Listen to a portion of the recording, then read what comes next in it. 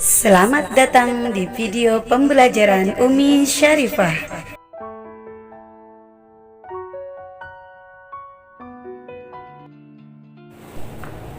Assalamualaikum warahmatullahi wabarakatuh. Alhamdulillah wassalatu wassalamu ala rasulillah wa ala alihi wa sahbihi wa mawala. Apa kabar semua? Jumpa lagi bersama saya Syarifah Alawiyah, guru PAI SMK Negeri 1 Bojonggede, dalam video pembelajaran pendidikan agama Islam dan budi pekerti. Kali ini kita akan membahas tentang munakahat atau pernikahan dalam hukum Islam. Kompetensi dasar dalam materi pembelajaran kali ini adalah menganalisis dan mengevaluasi hukum pernikahan dalam Islam. Pokok-pokok bahasan yang akan kita kaji dalam video pembelajaran kali ini adalah: yang pertama, tentang pengertian nikah. Yang kedua adalah dalil yang menjelaskan tentang pernikahan. Yang ketiga adalah hukum nikah. Yang keempat adalah rukun dan syarat nikah. Yang kelima adalah wanita-wanita yang haram dinikahi atau disebut dengan mahram. Yang keenam adalah macam-macam nikah. Dan yang ketujuh adalah hikmah disyariatkannya nikah dalam hukum Islam.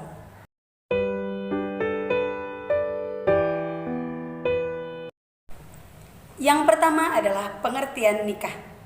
Menurut bahasa, nikah adalah mengumpulkan atau menggabungkan. Sementara menurut istilah atau syarak, nikah adalah suatu akad yang menghalalkan hubungan antara seorang laki-laki dan perempuan yang bukan mahram untuk hidup bersama dalam ikatan rumah tangga sebagai suami istri yang sah menurut agama.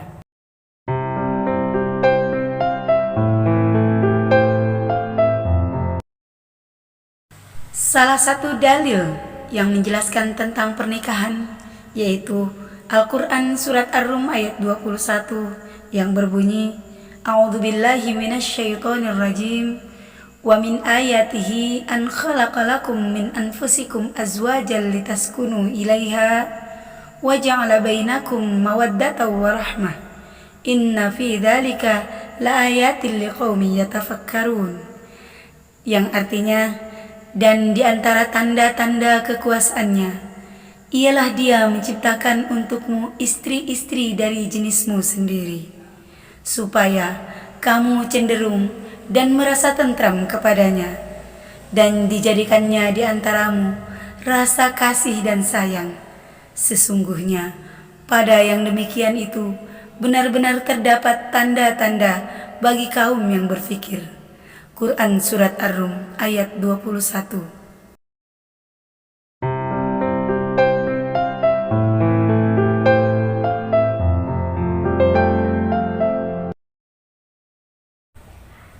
Yang ketiga adalah hukum nikah.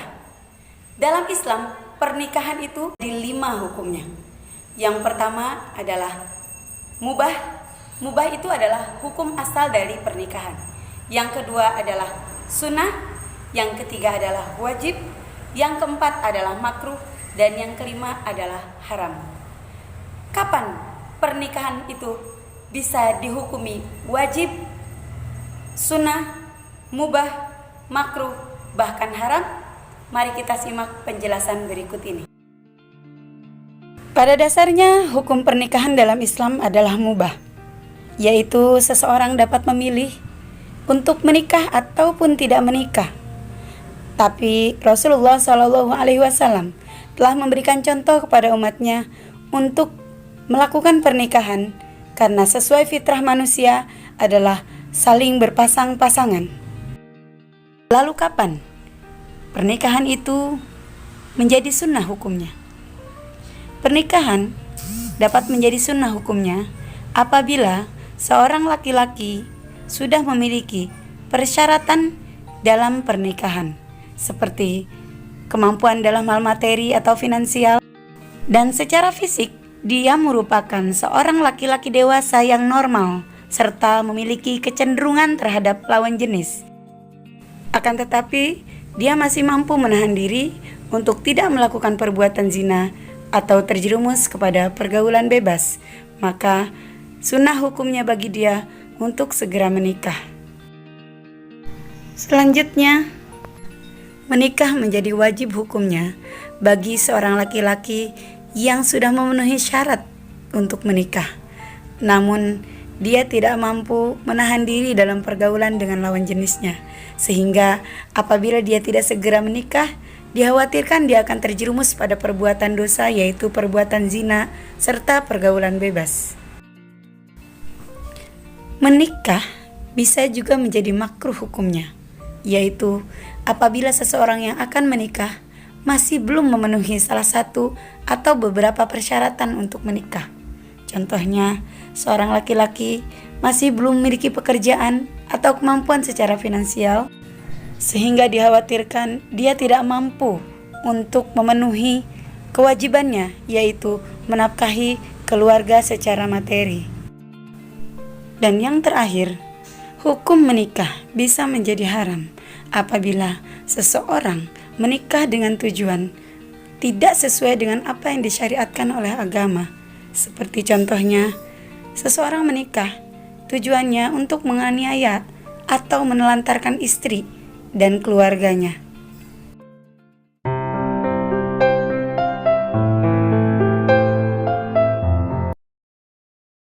Yang keempat adalah rukun dan syarat nikah.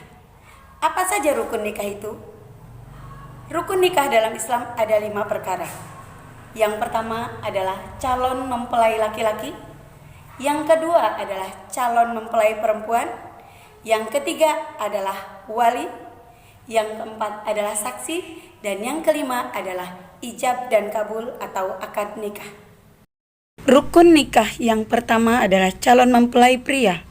Syarat-syaratnya adalah laki-laki tulen atau bukan banci, beragama Islam, baligh atau dewasa, bukan mahram calon istrinya, tidak sedang beristri 4, dan tidak dalam keadaan ihram, baik ihram haji maupun umroh. Rukun nikah yang kedua adalah calon mempelai wanita. Syarat-syaratnya adalah dia adalah seorang wanita tulen, bukan banci, kemudian beragama Islam, baligh atau dewasa, bukan mahram calon suaminya, tidak sedang bersuami atau dalam masa iddah, mendapat izin dari wali apabila dia seorang gadis, dan yang terakhir tidak sedang dalam keadaan ihram haji ataupun umroh. Rukun nikah yang ketiga adalah wali. Syarat-syaratnya adalah laki-laki dewasa atau baligh, beragama Islam, berakal sehat, memiliki hubungan darah dengan pengantin wanita, adil atau tidak fasik, tidak sedang dalam keadaan ihram, baik ihram haji ataupun umroh. Rukun nikah yang keempat adalah saksi. Syarat-syaratnya adalah laki-laki 2 orang, beragama Islam, baligh dan berakal sehat, adil atau tidak fasik, tidak buta dan tuli, dan tidak dalam sedang melaksanakan ihram, baik haji ataupun umroh. Rukun nikah yang kelima adalah ijab kabul atau sigot. Syarat-syaratnya adalah ijab diucapkan oleh wali, sementara kabul diucapkan oleh pengantin pria. Kemudian dilafalkan dengan jelas, menggunakan bahasa nikah atau kawin, dan tidak boleh menggunakan bahasa majas atau sindiran.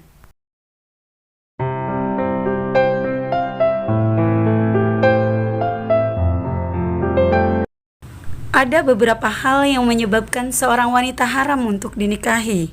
Yang pertama karena nasab atau ikatan darah, yang kedua karena sebab sepersusuan, yang ketiga karena sebab perkawinan atau musyawarah, dan yang kelima adalah karena sebab-sebab lain. Lalu siapa saja wanita yang haram dinikahi karena sebab nasab? Mereka adalah anak kandung, cucu, dan seterusnya, ibu kandung, nenek, dan seterusnya, saudara perempuan kandung, adik atau kakak, bibi dan keponakan dari pihak ayah, dan yang terakhir bibi dan keponakan dari pihak ibu.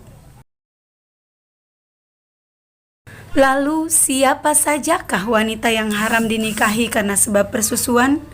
Mereka adalah ibu yang pernah menyusui, saudara perempuan sesusuan, nenek atau ibu dari ibu susuan, dan yang terakhir saudara perempuan dari ibu yang pernah menyusui, atau dengan kata lain bibi atau keponakan sesusuan. Berikutnya, siapa saja wanita yang haram dinikahi karena sebab perkawinan? Mereka adalah menantu perempuan, ibu mertua, anak tiri, ibu tiri, saudara perempuan istri, serta bibi atau keponakan dari istri. Selanjutnya, wanita-wanita yang haram dinikahi karena sebab-sebab lain. Mereka itu adalah wanita kafir kecuali ahli kitab, wanita dalam masa iddah, wanita yang telah ditalak 3 kali, wanita yang pernah dili'an, wanita pelacur kecuali bertaubat, dan wanita yang masih berstatus sebagai istri orang atau masih bersuami.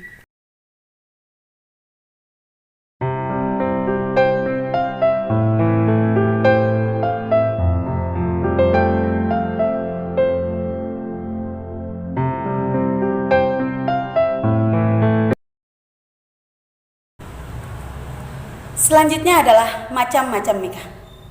Dalam Islam ada 2 macam pernikahan. Yang pertama adalah pernikahan yang sah di mata agama dan diperbolehkan, dan yang kedua adalah pernikahan yang dilarang. Pernikahan yang diperbolehkan atau sah menurut agama adalah pernikahan yang terpenuhi syarat dan rukunnya. Sementara pernikahan yang dilarang adalah apabila sebuah pernikahan melanggar aturan agama atau tidak terpenuhinya rukun dan syarat nikah. Apa saja pernikahan yang dilarang dalam Islam?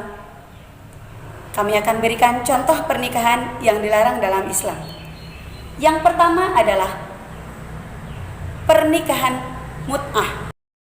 Nikah mut'ah atau yang biasa disebut dengan kawin kontrak adalah pernikahan yang dilakukan dalam jangka waktu tertentu sesuai dengan kesepakatan dan akan berakhir pada waktu yang telah disepakati tersebut.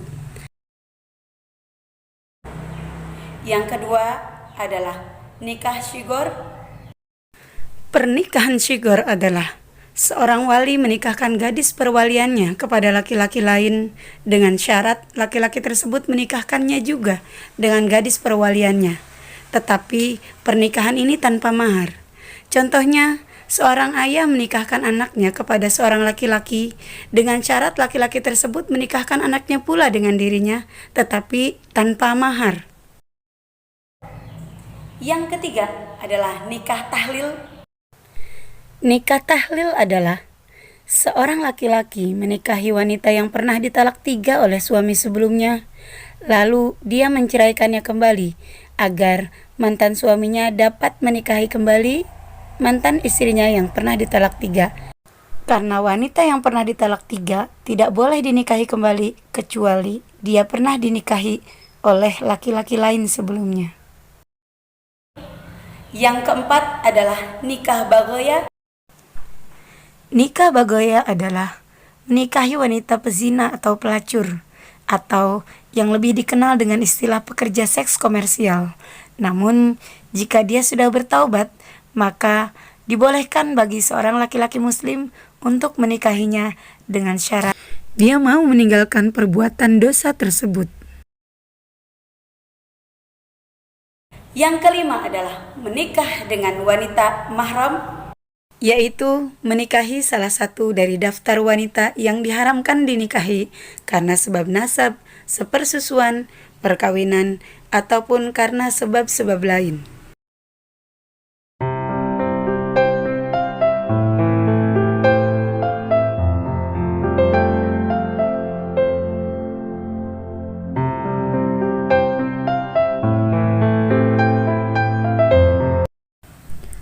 Tujuan pernikahan dalam Islam adalah yang pertama meningkatkan ibadah kepada Allah, yang kedua untuk mendapatkan keturunan yang sah dan soleh, yang ketiga untuk memenuhi tuntutan fitrah manusia untuk saling mencintai dan saling berpasang-pasangan, Yang keempat, membangun rumah tangga yang diridhai Allah Subhanahu wa taala.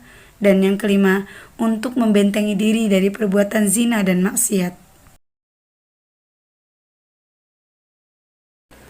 Hikmah pernikahan adalah: yang pertama, mempererat silaturahmi; yang kedua, terpeliharanya kesucian diri; yang ketiga, memelihara diri dari perbuatan zina dan maksiat; yang keempat, terlahirnya keturunan yang salih dan diridhai Allah Subhanahu wa taala; yang kelima, terciptanya ketentraman hidup; dan yang terakhir, terwujudnya rasa cinta dan kasih sayang antara suami istri.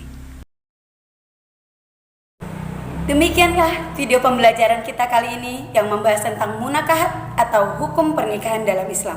Semoga bermanfaat. Mohon maaf atas segala kekurangan. Tetap semangat. Salam sehat. Wassalamualaikum warahmatullahi wabarakatuh.